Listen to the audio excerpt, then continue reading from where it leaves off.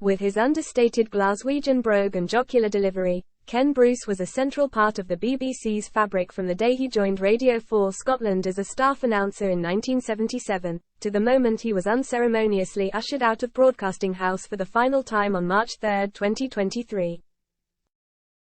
Despite attracting 8.7 million listeners with his genial mid-morning show, 1.2 million more than his more celebrated Radio 2 colleague Zoe Ball attracted to her breakfast show and, at that time, the largest audience on British radio, BBC bosses opted not to renew the amiable septuagenarian's contract.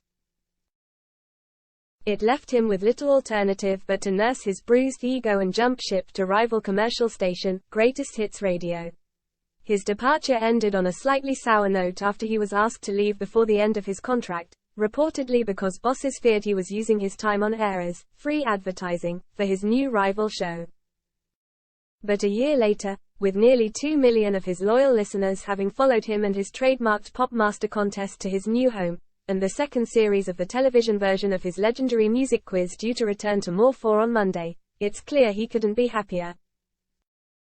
Despite having the same employers for nearly half a century, the twice-divorced father of 6, who lives in Oxfordshire with his third wife Kerith Coldham, has taken his new role in his stride.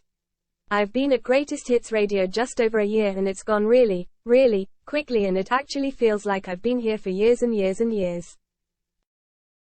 It's very comfortable. I seem to fit in with the rest of the station nicely and it just feels right to be here. It's become a new home already. A home from home. And I have to say, I've surprised myself how easily I've slotted into a different station, but I suppose I'm doing much the same kind of program. It's in a different place, with a different audience and a slightly different style, but it's gone really well." Bruce's Radio 2 successor, Vernon Kay, a former male model and wooden panel cutter, and Mr. Tess Daly, hasn't quite found his feet in the mid-morning slot, losing 1.3 million listeners, with some disgruntled listeners labeling him bland, irritating, and lacking any discernible talent. While Bruce, ever the diplomat, refuses to denigrate Kay, he does admit that he hasn't listened to his show.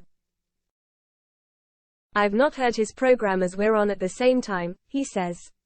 "But he's a lovely guy. Of course, he's a lovely guy." So, what advice would Bruce, whose Greatest Hits radio show gained 1.6 million listeners in the final quarter of 2023 to reach a daily audience of 3.8 million, give his younger radio pretender?